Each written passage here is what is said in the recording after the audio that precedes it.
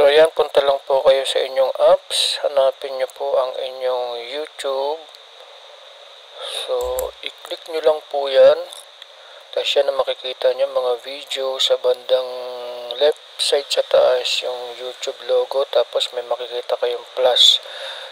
Plus sa may baba. Click nyo lang po yan. Tapos yan makikita nyo ang may nakalagay upload a video, create a short, go live, create a post. So click nyo lang po yung upload a video. Yun, lalabas na po yung inyong mga video sa inyong gallery. Click nyo lang po kung anong gusto nyong i-upload. So ayan sa akin na clinic ko.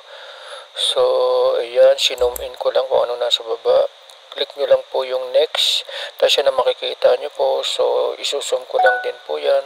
So dapat nakita yung video, yung pangalan ng inyong channel. Tapos yung may nakalagay na title. Lagay nyo po dyan kung ano yung title. Tapos sa bandang baba niyan yung description, visibility, audience, location, add to playlist. Tapos sa pinakababa niyan ay nandyan na po yung nakalagay na upload. So click nyo lang po yan.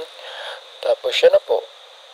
So, tingnan nyo na lang po yan sa inyong YouTube channel. Makikita nyo na po na naka-upload yung inyong video. Yun lang po. Salamat!